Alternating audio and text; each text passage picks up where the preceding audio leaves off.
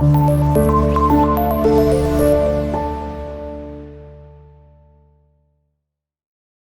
اللہ الرحمن الرحیم۔ شروع اللہ کے نام سے جو بڑا مہربان نہایت رحم کرنے والا ہے۔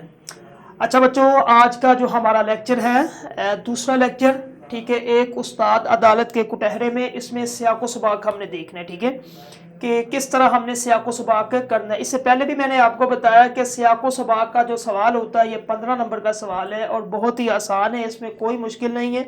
سب سے پہلے آپ نے حوالہ متن کیا ہوتا ہے، اس میں 4 چیزیں ویسے آتی ہے اور 2 چیزیں آپ نے لازمی لکھنی ہوتی ہے، ٹھیک ہے۔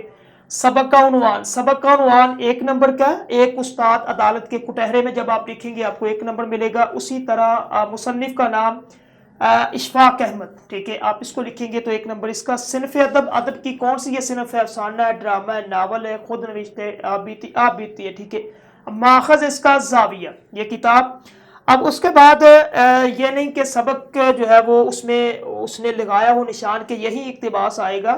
کوئی بھی عبارت جو ہے وہ سبق کے شروع میں سے، درمیان میں سے یا اختتام میں سے وہ آپ کو دے سکتا ہے، اور آپ نے اگر اچھے طریقے سے سبق کو پڑھا ہے، ریڈنگ کی ہے مکمل، تو پھر آپ کے لیے کوئی مشکل نہیں ہے، آپ اس کو لکھ سکتے ہیں، ٹھیک ہے۔ ویسے میں نے آپ کی آسانی کے لیے یہ کہیں سے بھی کوئی عبارت آ جاتی ہے تو آپ اس کا یہ سیاق و سباق لکھ لیں، یہ جو سامنے میں نے لکھا ہوا، ٹھیک ہے۔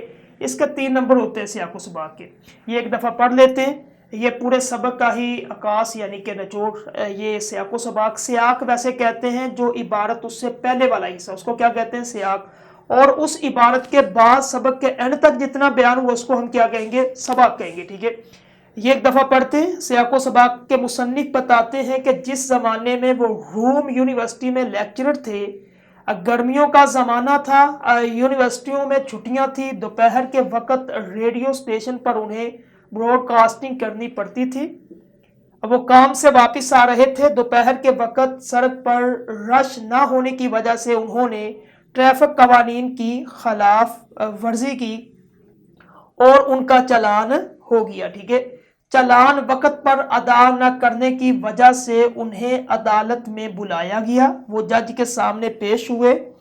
جیسے ہی جج نے سنا کہ یہ ایک استاد ہے، اس نے اعلان کر دیا کہ استاد کٹہرے میں ہے، استاد کٹہرے میں ہے، ٹھیک ہے۔ جج اپنی کرسی سے کھڑا ہو گیا، مصنف کے لیے کرسی لائی گئی۔ جج کہتا ہے کہ آپ کا چلان 2 گنا، یعنی کہ 2 گنا، اگر 10 ہے تو 20، 100 ہے تو 200، 1000 ہے تو 2000 ہو گیا، ٹھیک ہے۔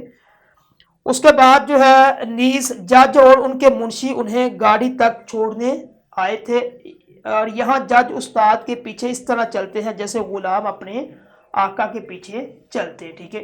یہ تھا آپ کا سیاق و سباق، ٹھیک ہے، جو کہ آپ نے کرنا ہے۔ کوئی بھی آپ کا آ جائے کیا اس کو کہتے ہیں پیراگراف، عبارت کہیں سے بھی آ جائے، آپ نے یہ سیاق و سباق آپ نے لکھنا ہے۔ اور اس کے بعد کرنے کا طریقہ کیا؟ سب سے پہلے آپ نے حوالہ متن لکھ لیا، اس کے بعد سیاق و سباق لکھیا۔ سیاق و سباق لکھنے کے بعد آپ نے تشریح کی ہیڈنگ دینی ہے۔ تشریح میں جس طرح میں نے آپ کو سابقہ لیکچر میں بتایا تھا کہ مصنف کے بارے میں 1 یا 1.5 لائن آپ نے لکھنی ضروری ہے۔ جس طرح اشفاق احمد پاکستان کے ایک نامور ادیب اور دانشور تھے، ان کی زندگی کے کئی تجربات، ٹھیک ہے، قاری کو غور و فکر کی دعوت دیتے ہیں، بس اتنا لکھ لیں، ٹھیک ہے۔ اس کے بعد پھر آپ نے بتانا ہے کہ درج بالا عبارت، یہ عبارت کہاں سے لی گئی ہے۔ اگر شروع سے لی گئی تو لکھ دو کہ درج بالا عبارت سبق کی ابتدا سے لی گئی ہے، اگر درمیان میں سے لی گئی ہے تو تب لکھ دو کہ یہ سبق، یہ جو عبارت ہے یہ سبق ایک استاد عدالت کے کٹہرے کے درمیان میں سے لی گئی ہے۔ اگر اختتام میں سے لی گئی ہے تو تب آپ اختتام یا آخری حصے سے لی گئی ہے، ٹھیک ہے، یہ لکھ کے اس کے بعد آپ نے بتانا کہ اس عبارت کے اندر اشفاق احمد نے یہ بیان کیا ہے، کیا بیان کیا ہے اس کو آپ نے اچھے طریقے سے کرنا، 1.5 پیج تک آپ نے اس کو تشریح مکمل کرنی ہے، ٹھیک ہے۔ یہ چند عبارتیں، ان عبارتوں کو دیکھ لیں، میں نے لکھی ہے۔ اب دیکھیے، انسان یہاں سے شروع ہوتی ہے اور اینڈ ہوتا ہے کھڑے ہو کر سیلوٹ مارا۔ دوسری عبارت ہے اب میں اندر تھر تھر، یہاں سے شروع ہوتی ہے ڈاک خانے میں دے۔ تیسری ہے میں جب چلان کروا کر، یہاں سے شروع ہوتی ہے اور پرانے کوٹ میں رہ گیا۔ چوتھی اب میں لوٹ کے آیا، یہاں سے شروع ہوتی ہے بہت اونچے ہیں، یہاں تک، ٹھیک ہے۔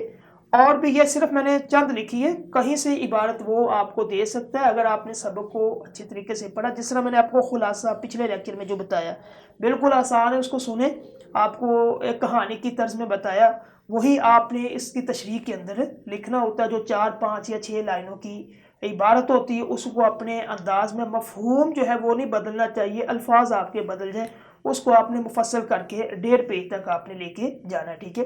سیاق و سباق آپ کے سامنے، یہی سیاق و سباق عبارت کہیں سے آتی ہے آپ اس کو لکھ لیں، نوٹ کر لیں، اس کو ہی یاد کرنا ہے آپ نے، اور اس پورے سبق میں سے آپ یہ لکھ سکتے ہیں، ٹھیک ہے۔ یہ تھا آج کا آپ کا لیکچر سیاق و سباق کے حوالے سے کہ کس طرح ہم نے اس کو کرنا ہے، ٹھیک ہے۔ تو اگلا لیکچر انشاءاللہ ہم کریں گے مشقی سوالات کا۔